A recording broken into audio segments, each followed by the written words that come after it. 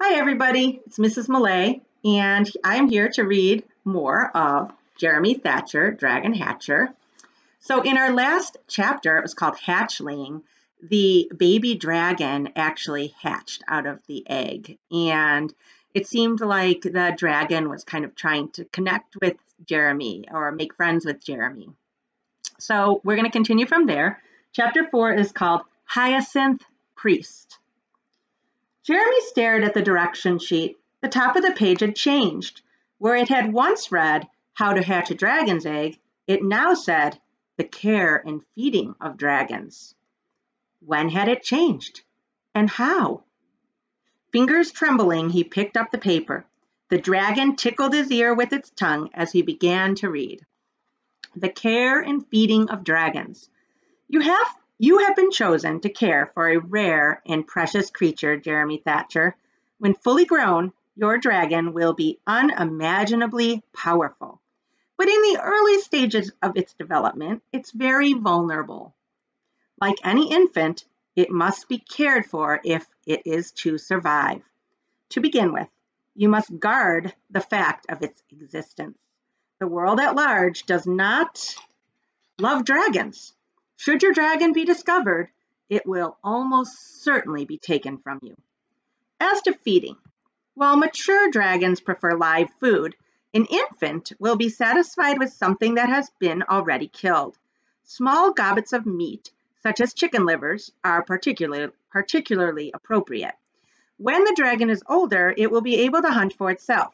Dragons grow rapidly, so you will need to think about protecting your pets before long. Eventually, your dragon will shed its skin.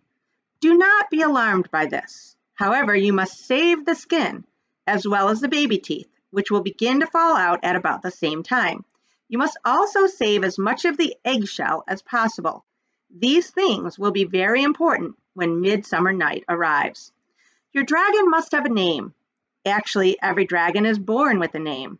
However, since the birth names must remain secret, you should provide another name as soon as possible. Finally, your dragon will be very sensitive to your own emotional state. It would be wise to avoid extreme agitation while raising the dragon. If you do not, trouble may result. It's a good thing Mom and Dad sleep late on Saturdays, thought Jeremy as he tiptoed into the kitchen. Opening the refrigerator, he stared inside. Suddenly, he became aware of something big and furry standing next to him. Grief, he whispered, get out of here. The golden retriever looked up at him with a wounded expression. However, if the dog was wounded, he was not offended enough to leave.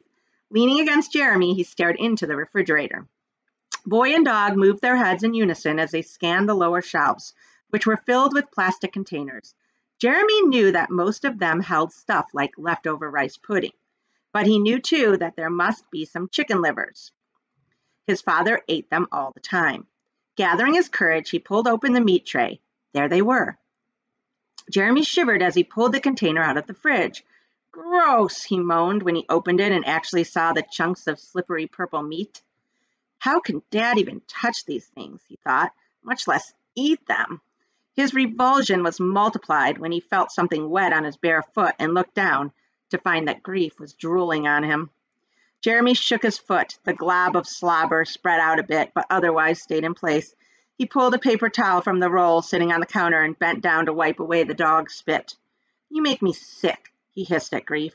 The dog licked his face. Totally disgusted, Jeremy pulled one of the chicken livers out of the container and threw it across the room. Grief ran after it with such lust that he smashed into the cupboard.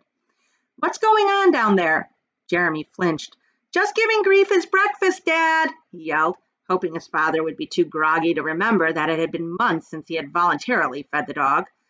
Well, do it a little more quietly, shouted Dr. Thatcher. Some people are still sleeping around here. Okay, Dad, sorry about that. Jeremy waited, but there were no more words from upstairs. He relaxed. His father must have collapsed back to sleep. Walking on tiptoe, he led Grief outside and clipped his collar to the chain attached to the corner of the garage. He slipped back inside, gently pulling the door closed behind him. That was better. He would never get these stupid things upstairs with Grief around. Back at the counter, Jeremy pulled out 2 more livers. Ugh, they feel as bad as they look. Quivering with disgust, he dropped the cold meat onto the saucer, then put the container back into the fridge. Picking his way through the cats, he shut the kitchen door and started upstairs. When he entered his room, the dragon was nowhere to be seen. Where did it go? He thought desperately. As he was heading for his desk, he heard a soft hissing. Looking up, he saw the dragon swooping toward him, its pointy red wings stretched to the full. Yow! Cried Jeremy, jumping back. The dragon landed on the edge of the saucer and began to nip at one of the livers. Jeremy held the saucer at arm's length. You, he said to the dragon, are a troublemaker, and you have bad taste. But as he set the saucer down, with the dragon still clinging to the edge, Jeremy again found himself entranced by the strange beauty of the little beast. When the dragon was done eating, it walked across the desk and began to climb Jeremy's arm. Its tiny claws felt like needles against his skin. Ouch! Cried Jeremy. Cut that out! The dragon ignored his protest. It continued up his arm until it reached his shoulder, where it settled down with a little sigh that sent a puff of hot air across his cheek. Jeremy slid the saucer aside and pulled the instruction sheet out of the desk drawer. Your dragon must have a name, he read aloud. He reached up to pat the little animal, which curled up on his shoulder. What about Beastie? He asked softly. What should we call you? To his surprise, the dragon answered him. The answer didn't come in words. It came as a feeling of not knowing that reminded Jeremy of the blank sensation he got whenever Mr. Seigel called on him in math.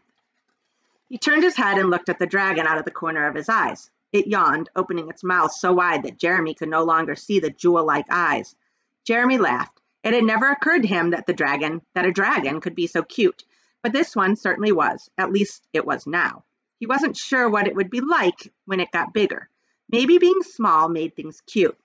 I suppose that's true, he said out loud, thinking of the women who were always coming up to pinch him on the cheek and tell him how cute he was, as if being cute was something wonderful. Personally, he hated being cute and being small. At least you'll grow out of it, he said to the dragon. He thought about that for a second. The dragon might stop being cute fast once it started to grow. The idea was frightening. Just how big was this thing going to get? Other than mentioning that it would be large enough to eat the family pets, the care and feeding sheet wasn't very specific about growth. Nothing, it said, indicated the upper limit of a dragon's size. Would it be as big as a car? A bus? A house? It was time to do some research. Since Jeremy's bike was broken, he had to go to the library on foot. The head librarian was just taking down the closed sign when he arrived, puffing with exhaustion from having run all the way. She took one look at him and said, Overdue homework, Jeremy? He shook his head. I just need to find out some stuff, he gasped. It's wonderful to see someone so hungry for knowledge, she replied, sounding as if she didn't quite believe him. Jeremy gave her a fake smile and headed for the back of the library. His smile became real when he saw the long-haired children's librarian. She was sitting at her desk and staring at a book with a look of fierce concentration. The sign in front of her said, Miss Hyacinth Priest. Jeremy crossed the room quietly and stood by Miss Priest's desk. After a moment, she looked up. Good morning, Jeremy, she said. Her voice had a hint of music to it, and he always liked to hear her talk. Have you come for some more art books? He shook his head. New topic today. I need to find out about dragons. Miss Priest looked at him carefully. Fascinating creatures, she said at last. Let's see what we can dig up. She stood, towering over Jeremy, and led him past rows of books until they came to the section she was looking for. She bent forward to scan the shelves, causing the blue beads of her long dangling earrings to brush the sides of her face. Aha, she said, reaching out to snatch up a thin volume. I thought you might be hiding here. Without looking, she handed the book to Jeremy. Now, where's your friend? She muttered. Spess doesn't do libraries, said Jeremy, before he realized she had been addressing the book. Suddenly, her hand darted forward again. Here we go, she said triumphantly. She handed Jeremy a medium-sized book. A wonderful red dragon reared across the green cover, its claws outstretched, a shaft of flame rocketing from its mouth. Jeremy wished desperately that he could draw like that. 10 minutes later, Jeremy was sitting at a long wooden table with a thick stack of books beside him. He opened the first and started looking for something, anything, that would tell him what to do with the dragon. He had no idea how long he had been reading when his concentration was interrupted by a pang of hunger shooting through his stomach. He closed the book and rubbed his belly. How long has it been since I ate? Glancing at the clock on the wall, he was surprised to see it was only 10:15. He decided to read a little longer. He was enjoying the books, even if they didn't provide much useful information. The only problem was that in almost every story, the dragon got killed at the end. Here's a picture of Miss Hyacinth Priest helping him find this book she was looking for. So let's see. The only problem was that in almost every story, the dragon got killed in the end, usually with good reason, since most of them were extremely nasty. About the only good dragons he found were Chinese. He wondered if dragons were really that terrible, or if people just said bad things about them because they looked scary. More to the point, what was his dragon going to be like? Opening the green book, Jeremy found a story about a dragon named Nidhogg. He wrote the name on his notepad. The list of possible dragon names was about the only real stuff he had gotten so far. He had barely finished writing Nidhogg when the next hunger pang hit. His stomach began to rumble threateningly. Gathering the books he wanted to check out, he took them to Miss Priest. "Did you find what you were looking for?" she asked. "Not everything," he admitted. Hyacinth Priest paused, then leaned toward him and said softly, "Just exactly what are you looking for?" Jeremy swallowed. "This is going to sound silly," he began. Before he could finish, his stomach began to make a noise like an erupting volcano. Miss Priest nodded. "Very silly," she said seriously. Jeremy blushed. "I mean, my question will sound silly." The librarian looked directly into his eyes. "No question is silly if you really want to know the answer," she said fiercely. "Okay," said Jeremy. Then what I want to know is, do you have anything on how to raise a dragon?" Miss Priest smiled. "Of course," she said softly. There's something a little peculiar and suspicious about Miss Hyacinth Priest. She seems really interested in what Jeremy wants to learn about the dragon, and she isn't at all surprised when he says he wants to find a book about how to raise a dragon. I mean, most librarians might think that a little odd, right? Okay, guys, let's leave it off for today, and I hope you enjoy that chapter. Talk to you soon.